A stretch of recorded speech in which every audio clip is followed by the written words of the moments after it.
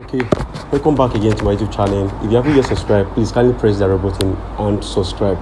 Here with me is our well-beloved mom, mother indeed, mother that she wants to see all of her kids doing well, both biological, spiritual, and those every children with her that they are around her. So you get to know her. She is the Ogun State NYSC coordinator, the one in charge of every affairs of NYSC in Ogun State. So, please can I meet you, ma'am? Alright, my name is Shokpeka Winifred Ngozi, because I know that club members love hearing that aspect of the day with Ngozi. And then on the 6th of June 2022, I assumed duty as the 25th Chief Executive of NYSC in Ogun State, and since then, it's been the help of God all the way. Wow, thank you, man, for that. As you know, her name is Mrs. Shokpeka Winifred Ngozi. A lovely name indeed. You can actually notice that name does not sound like I said Ogun State corp director. Which means it doesn't sound as a Yoruba name. Ma, please, where are you from, ma? Alright, I'm from Delta State, as about to be precise, married to an Edo State man. Okay, that's good, man. So, ma, I'll be asking you some question of which I would love you to give us answer on that. Please, ma, can you tell us your success story, like how your journey has been so far? It's alright. How will I start?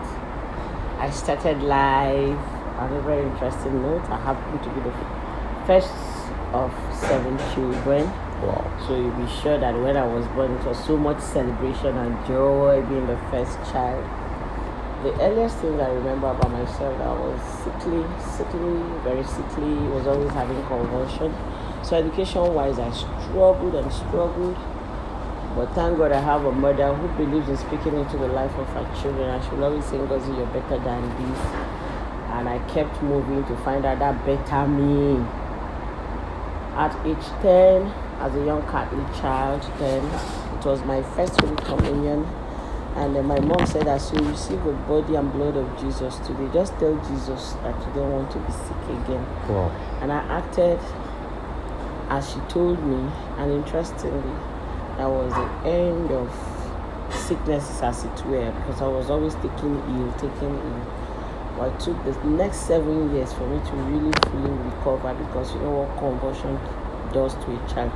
I would say that the brain actually opened up at age 17. That was when so many things began to make sense. And ever since, a step here, a step there, graduated from University of Benin in 1992, did my youth service in NYSC headquarters with core welfare department, and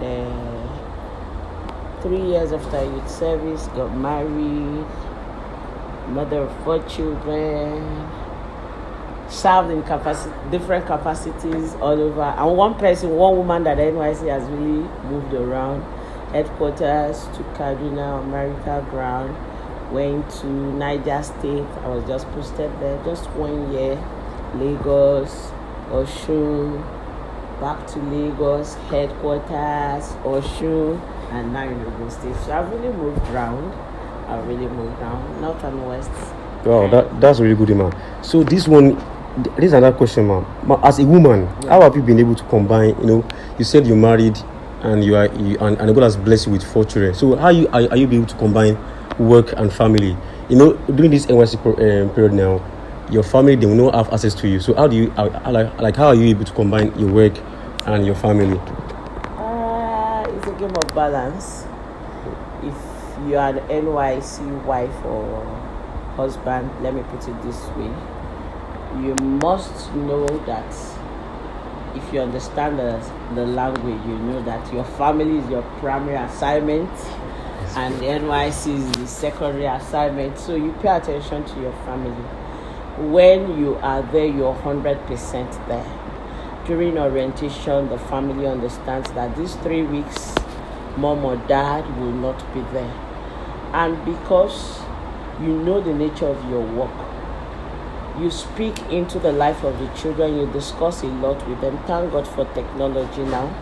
So you can FaceTime in video calls, call all the time, exchange messages, and watch what is going on. And be your best at your work. because while you're working, you're taking care of people's children. In your absence, people are taking care of children. So the work of what you put into the life of other people's children is what your children will be receiving. So at all times, for me, you do your best and nothing but your best. And you ask, okay, the husband angle of it. You must.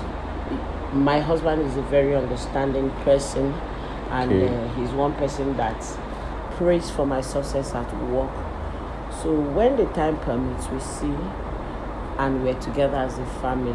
Like orientation period, he knows it's a high tension period for every NYSC staff, and he knows that he's in a place of prayer for me at all times. So it takes understanding and respect and dedication to the vows that brought us into the marriage to keep it going. Well, thank you, man, on that. The major reason why I asked that question, some parents, as it's so to be, they have neglected their role as being a parent, and they put work because my children needs to eat. I need to make sure my family are okay, and they not knowing that at times their children needs their attention at times. So that's why I asked the question, man. So, man, to the next question, as a state coordinator of the NYSC, can you tell us about your expectation for all the youths here now that participate in yearly youth service? Like what are your expectations? Like what do you expect from us whenever we are living here? It's okay for me. When I signed up for this job, I knew that God placed me here to be a positive influence in the life of the young people that will be passing through my hands. It is not just as a state coordinator. Corps members have met with me as their CDS officer, met with me as a local government inspector, met with me as a secretary to core disciplinary committee, met with me as secretary to honors award, met with me, now as a state coordinator. But for me, it's been a long journey, a long walk on the path of mission. Because everybody you meet, there is a mission you have in the life of that person. That's why God brought two of you together. Some it's for discipline and you straighten them out.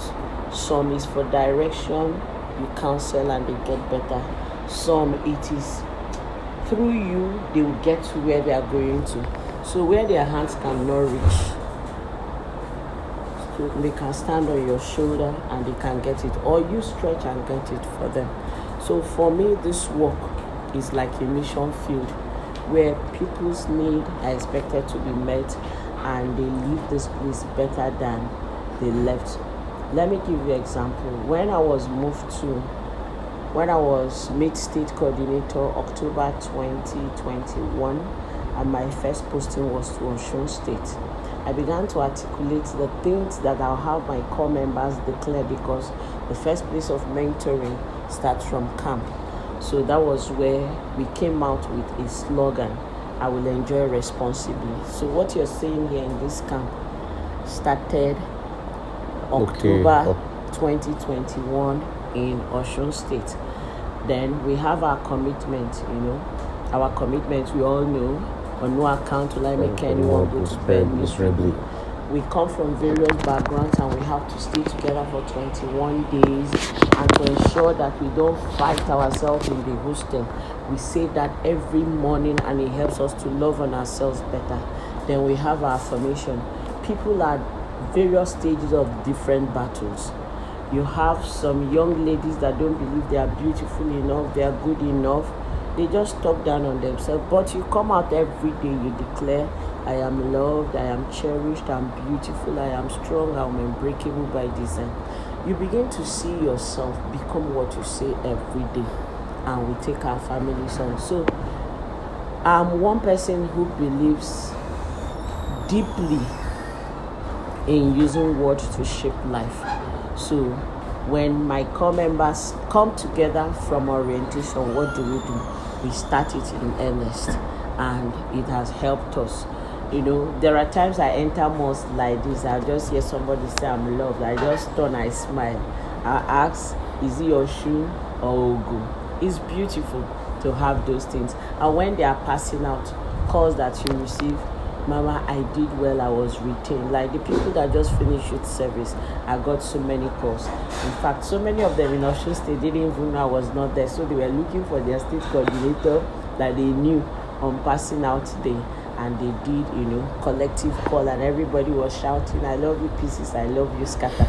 I'm sure you're shocked to learn that it didn't start here, it started in Osun State, So it's been a walk in the path of what is right and helping young people to become better people.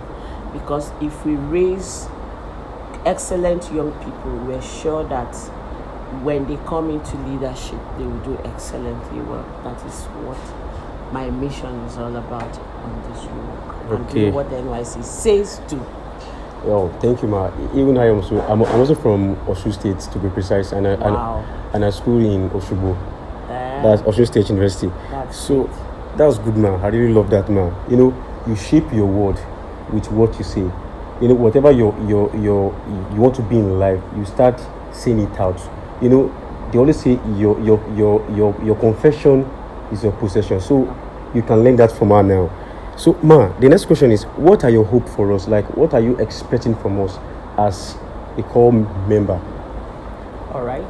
My number one expectation is that any good thing you have learned from here, you take it to your PPA. That's number one. Okay. Then number two, you begin to mentor young people in the manner you've seen me mentor you. Number one. Number three, the life I live for me is example for young people to follow. So you too become that example. I'm pretty sure you saw it when you were coming in, that it's written no dreadlocks, no tinted hair, no multiple earrings. Yes. You understand? And you people were like, what kind of this thing is this? But looking at you, discover that singular act put everybody on the same level. Nobody walked into this gate with airs around them. You understand? Yeah, that's so true. it leveled everybody and it made it easy to give instruction and for everybody to follow. You didn't see anybody who was looking different because we're all submitting ourselves to the same training to become better people, so that when we go out to serve, I know that I've released people that will impact positively on the life of the people they are going to meet. If you serve in a place and you excel, there's 100% chance that you'll be retained.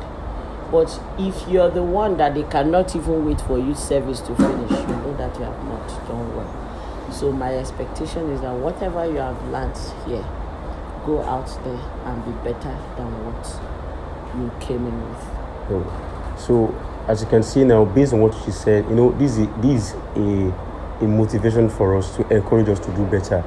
What you do now is what you get. You can, just as the Bible says, whatsoever a man sow is what you reap. So in your place of your PPA, try to do something better. Try to do something which when you go, they wouldn't want even to even release you. It's your input that you are getting out there now. So, man, to the next question, how do you see campaign and the rest of the 1 year do in the life of a core member? Like, how do you see the campaign and the rest of the 1 year which we are using at our PPA? Like, how do you see it in the lives of a core member? You were here when one male core member walked in. Okay.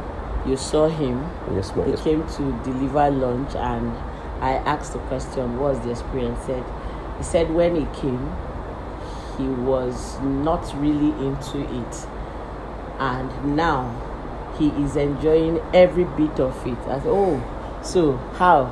He said every day is getting better because people either tell stories of how to make NYC look terrible, and you do what you understand, and others, you hardly see people speak good. In fact, the voices that are speaking in the negative, they are louder. But I'm trusting God that those who really are going through the NYSC experience from orientation will begin to tell of how it has impacted on them positively. Like this young man, he's schooled in UK, the one that came in earlier, schooled in UK, and he said he's been an interesting adventure for him. People come for youth service with various minds. Some are ready to learn. So they take time to find out the goals and objectives of the NYSC, the goals and objective of your orientation course. And they submit themselves to the various trainings. There's no way you go through the training you're getting in NYSC that in the place of work you will not excel, because that is what the 3 weeks has packaged for you, to know how to get up early, prepare for your work, report to work early, do your work excellently, and while you're at it, have something on the side that your hands are doing, because NYSC is encouraging people to be skilled now and become entrepreneurs from the skills they are into. So those are the things that are going down with NYSC. But there are those that have come here, like last orientation, 2 boys were like, this NYSC, we're not allowing them to party every night. If you party every night, how will you wake up in the morning? That's true.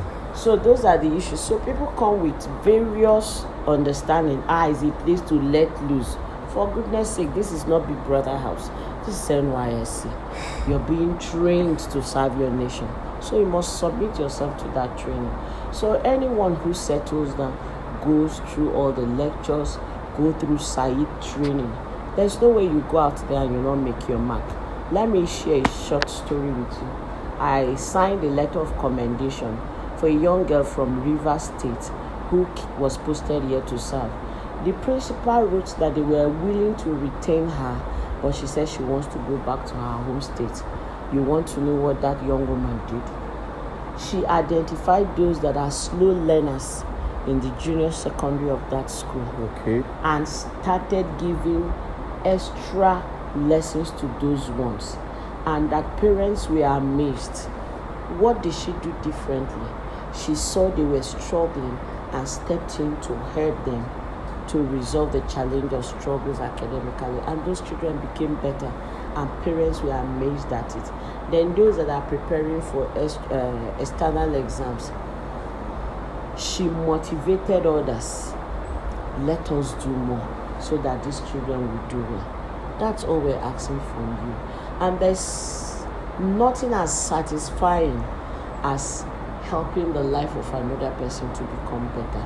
And for that young woman, years to come, they will tell the story of that River State girl that came to serve in that school and the impact she made. And for those little children that overcame their struggles in academics because she paid extra attention to them.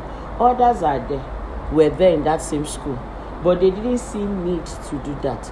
But she realized that in life you must run the extra mile to make a difference. That is what I expect of my call on this. Wow.